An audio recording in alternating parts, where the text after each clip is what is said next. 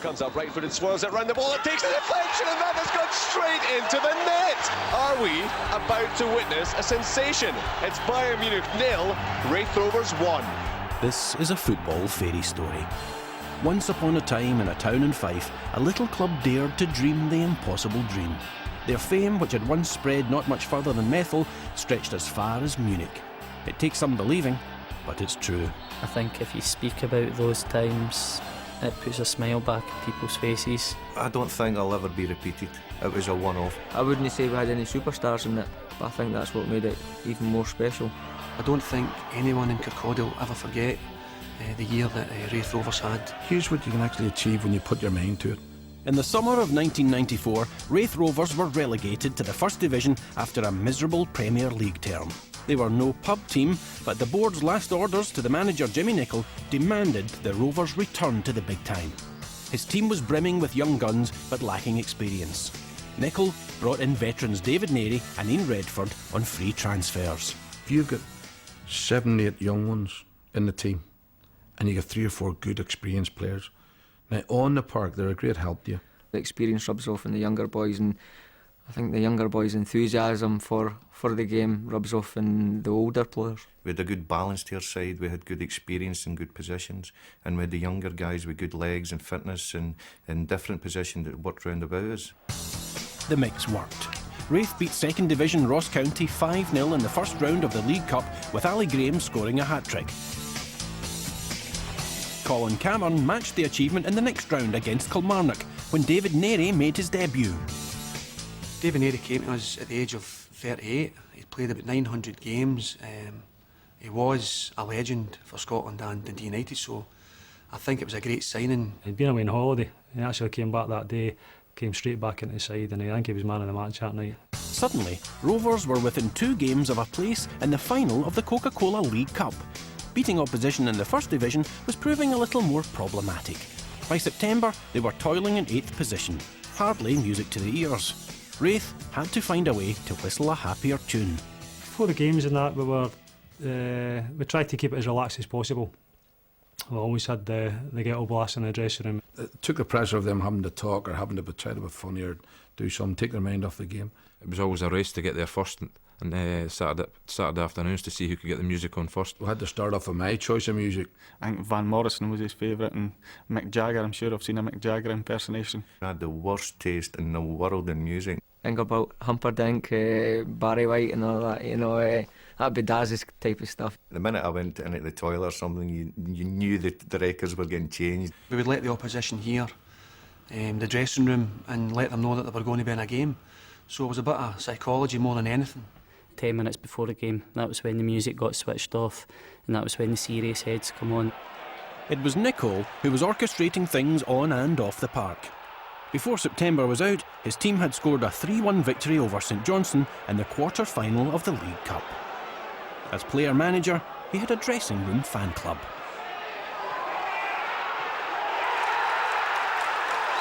He was a fantastic player. I hate to say that, but he certainly was a fantastic player. And on the park, you learn from him.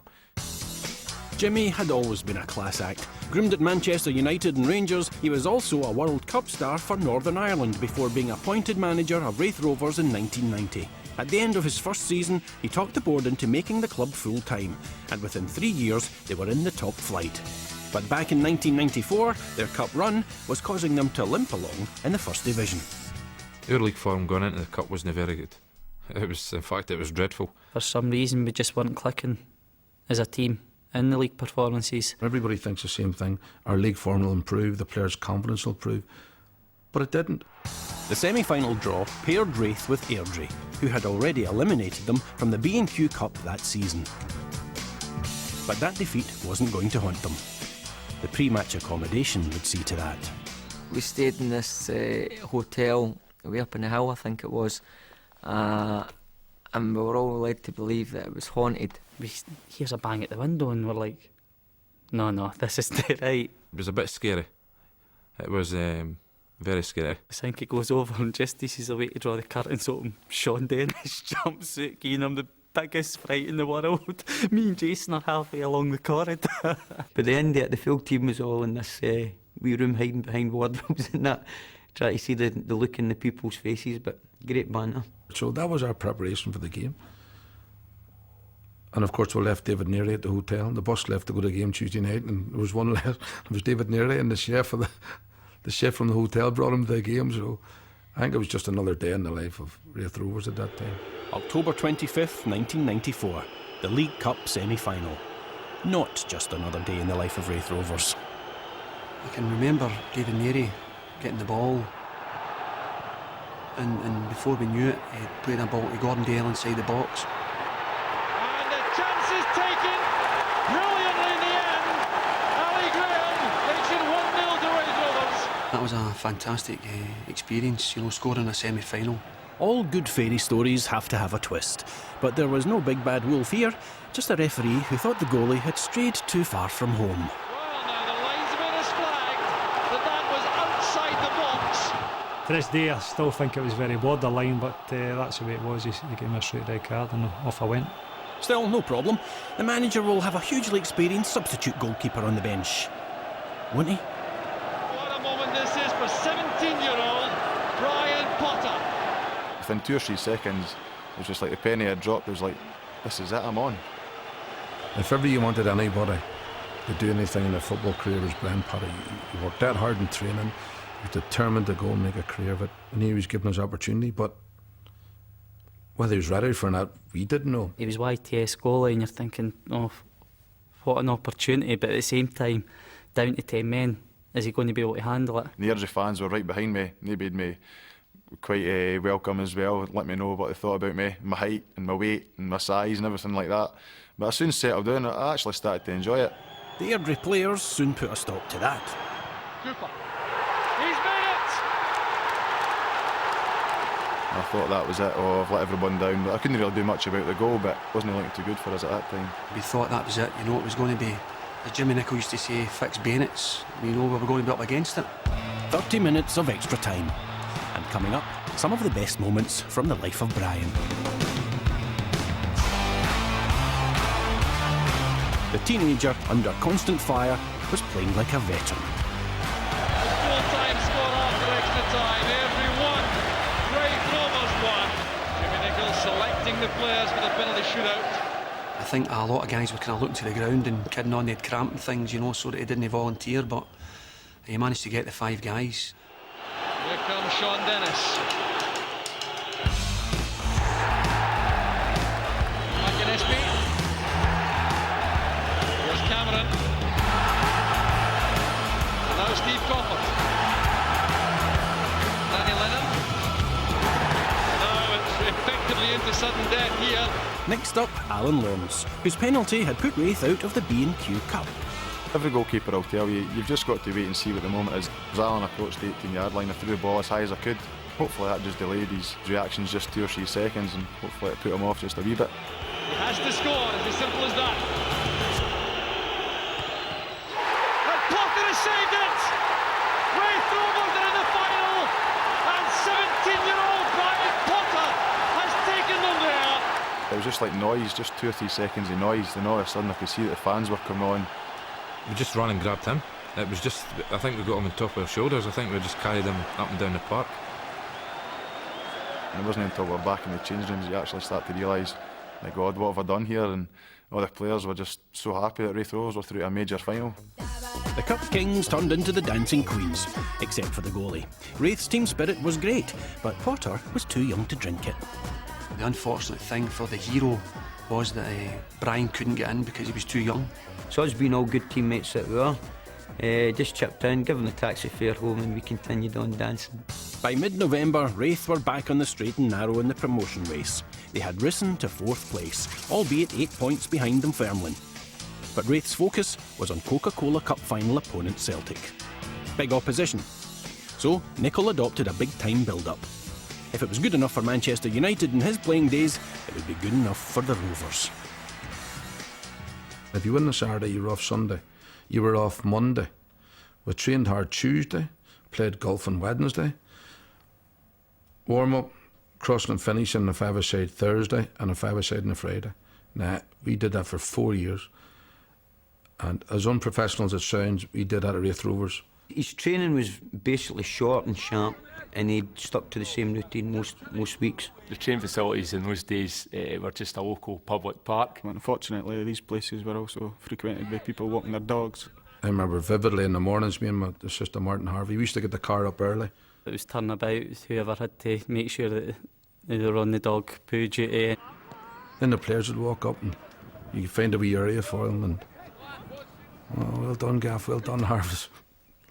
It's a dog-free morning this morning.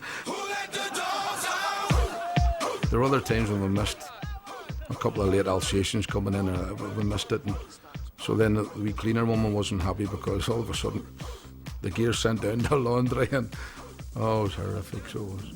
If the training gear was stinking, so was the luck of midfielder Danny Lennon. His broken foot in a training ground accident dealt Nicol a huge blow. He would have to reshuffle his pack.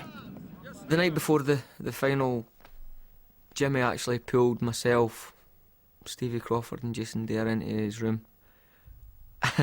And that was probably the only time that we were all scared because we felt that we were going to get left out of the team for whatever reason. And they told us all three of us were going to be playing. It was Danny's misfortune, but our fortune in a sense. It was a brave decision for him. We obviously felt we had no fear and nothing to lose. We were just going to go out and enjoy ourselves, and I think all the pressure was on Celtic. What a feeling it was walking out onto the pitch and seeing the Raith Rovers fans. You know, they got the whole stand that day, there's 12,000 of them. Right away you're thinking, this is what it's all about. Well, Celtic get the Coca-Cola Cup final underway. In them days, win the League Cup, you get into Europe. I said, Harv, you know, we're 90 minutes away from Europe. For that, Raith would have to beat Celtic, and it took them 20 minutes just to get their first corner. But then... Here's Crawford, a chance! It's the only goal for Raith Rovers! Stevie Crawford! I know there's a few in the family that like putting on a bet, and they made a few quid out of it as well. Had Raith scored too early, with 70 minutes left to play, Celtic were bound to equalise. And in the 84th minute, the fairy tale turned into a sob story. Nicholas is surely now won the cup for Celtic. My heart just sunk. Honestly, I just thought, oh no, here we go, that's it. The dream is gone. The ribbons had been put on the cup, the green and white ribbons for Celtic, with a number of minutes to go. You know, meaning that they thought Celtic were going to win, and obviously never took into account that we weren't finished yet. And astonishingly, neither they were. A chance on here for the equaliser, and Raith Rovers have done it! It's gone Biel! It was like slow motion, the ball getting in the back of the net. Rumour has it that he put it in his nose. We all looked at War's linesman, was he offside or was his nose offside? He sniffed an opportunity, like all good strikers do. Just to let everybody know, I actually headed the ball. If I'd put that in my nose, I'd have burst the net. And the final whistle goes, Harv, we're 30 minutes away from Europe. With neither side scoring in extra time, Raith Rovers found themselves in yet another penalty shootout. But this time, it was for the Cup and for Europe. We're a penalty kick away from Europe. A penalty kick. And then you're just hoping with their nerve holes. Here's Sean Dennis. I had no set idea what I was going to do. Jason Dare. It wasn't the greatest penalty in the world, I must admit, but it was a goal. You don't want to be the one missing a penalty, you know what I mean? Nobody remembers the one who takes the penalties. You always know the ones who miss the penalties. Please hit the target, please hit the target. If you hit the target, keeper saves it, nobody can have a go at you. Stevie Crawford. And now it is sudden death. I've done a wee routine that Brian did in the semi-final when he threw the ball up in the air, and I'll try this. Here's Paul McStay. Unthinkable, surely, for the skipper to miss.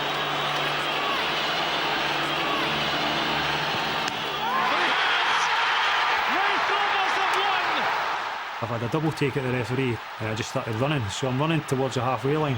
All the guys had buggered off to the Raith Rovers supporters.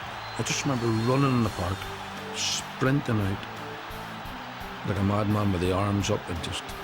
I don't think he even ran to anybody, I just ran. We were just hugging each other and it was like, it was so emotional. Being a captain, it was a proud moment for me to go up and lift the cup on behalf of Raith Rovers. you just realise then what it meant to everybody, and the closeness to celebrate a victory like that, the friendships that we built in that team.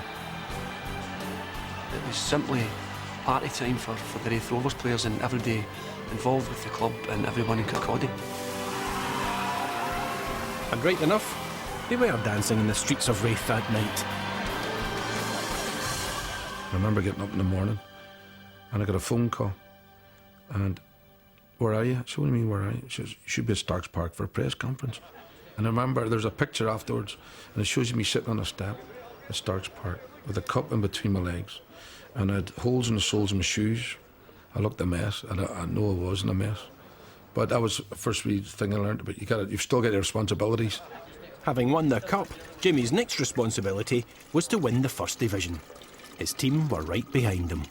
It was his man management skills that were second to none. He was always saying, "Right, come on, we're going for a game of golf, right?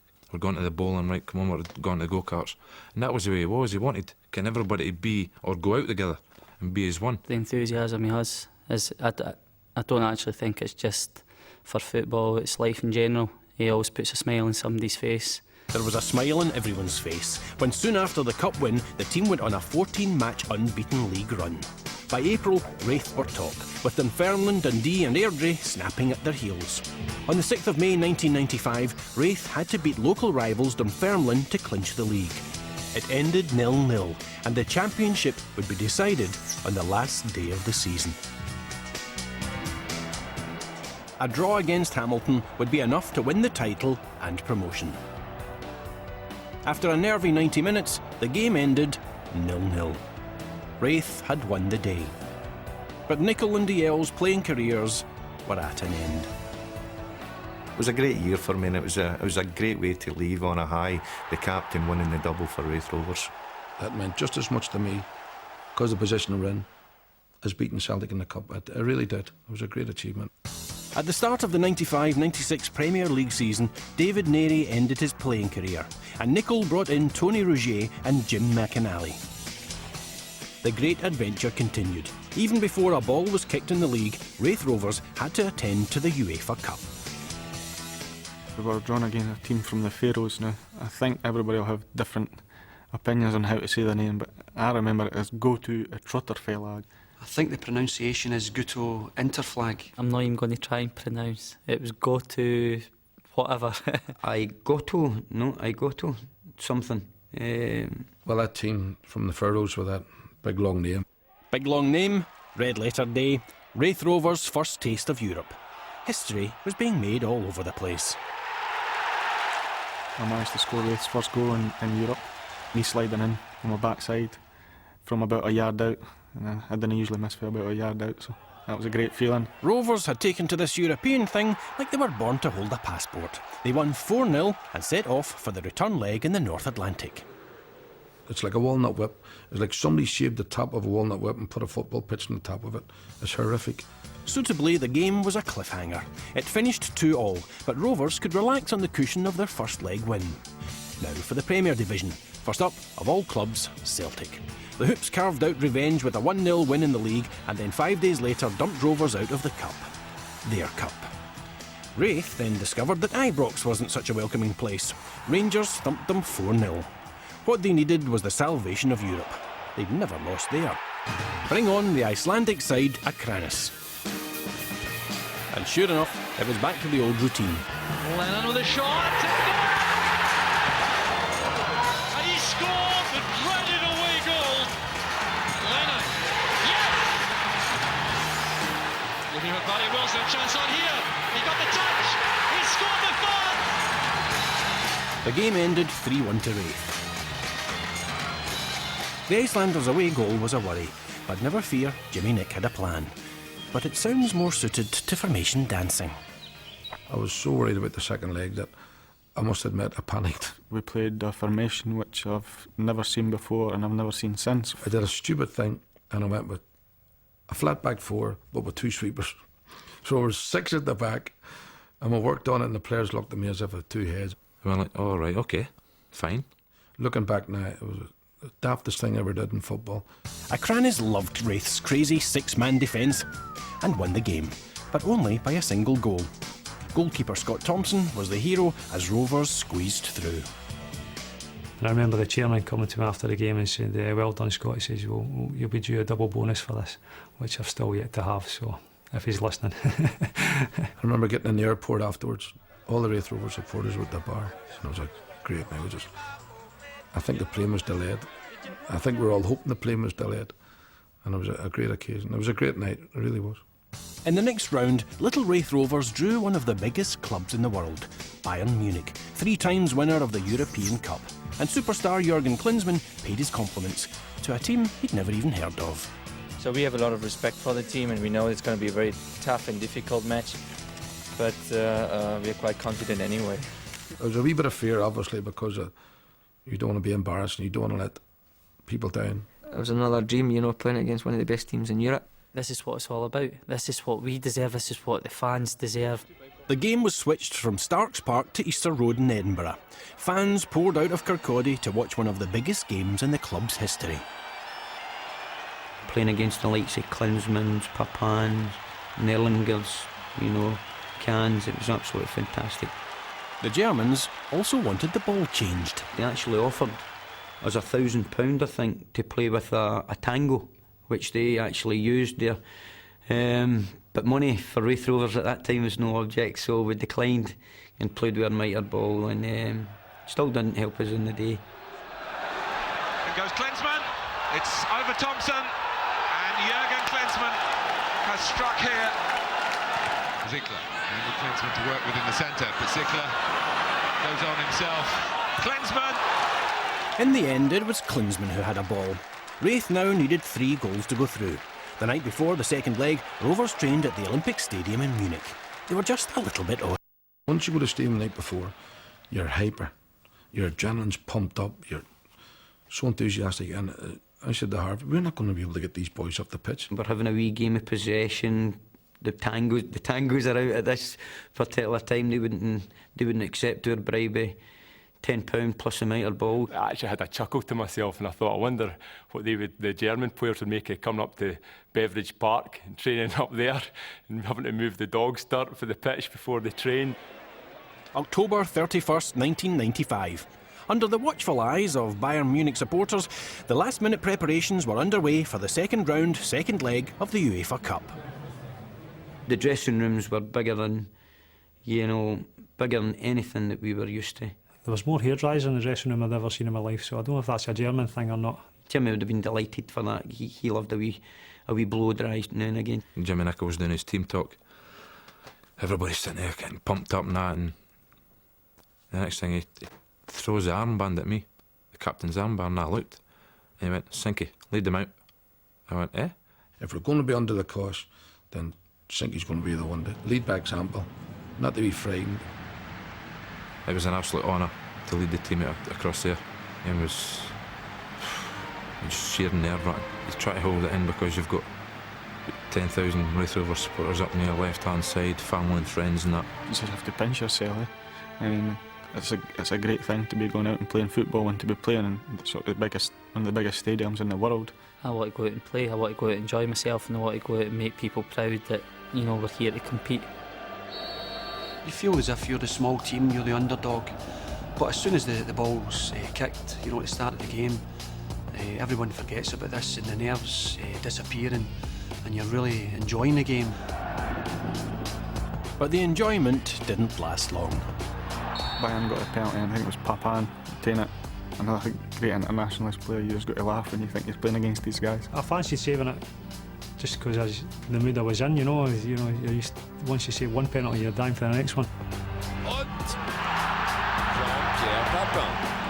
I actually went the wrong way, I was nowhere near it, and he's actually hit the bar with it, so there's a wee bit of luck again. And we started to come into the game slowly but gradually, defending very well, making it difficult to break down. Freistoß jetzt für Raith Rovers nach diesem Foul an Denny Lennon. I get brought down just outside their box on the left-hand side, and we gain a free kick. Actually, at that particular time, I was hitting a wee purple patch where I was having a wee bit of success with dead ball situations.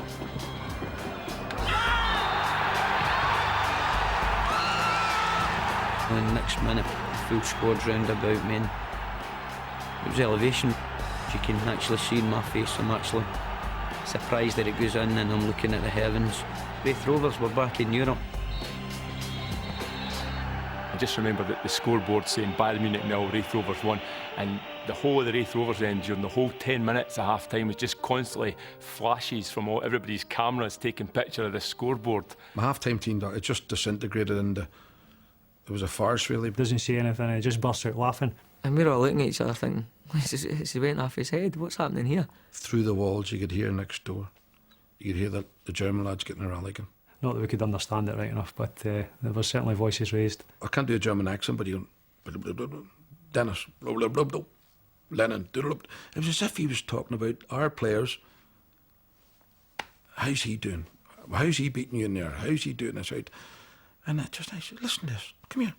And we all pinned our ears up against the wall. We were all quite confident going out at the start of the second half. I always remember just waving at the camera because I knew my family at home and that would be watching it. And I think it was about 4 minutes in the second half. Tony Rozier, from 6 yards in an angle, hits a side netting, and we should have been 2 up. You just thought to yourself, it's not going to be our day. Jawohl, Klinsmann!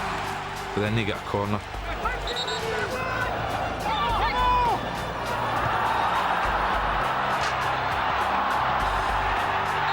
Sure, it's actually Ziegler leans on Tomo as Tomo's went to catch it. As the final whistle sounded, Raith's dream of European glory was over. Well, at full time when it's over, you turn around and you say, like everything else, you look at the players and you look at the effort they put in, and all through, not just that night, the whole 6 years, you turn around and say, right, it's come to this. Brilliant. They've been beaten 2-1 by Bayern Munich, but what an effort it was. It was the end of the road for us as far as Europe goes, but you know, it was a great way to go out because I think that season Bayern went on to win it. And I looked across and Nick was going like that, go to the supporters. And I just shouted, come on, let's go. Other teams might have just walked off the park that night, but he made sure that we went over as a team, holding hands and, you know, looking into our own supporters and saying thank you for supporting us. And I think it was a thank you to each other as well as players, and you know, as I say, it was quite emotional. We knew that we didn't let them down. We didn't let Scotland down. It's my proudest moment ever. It was absolutely fantastic.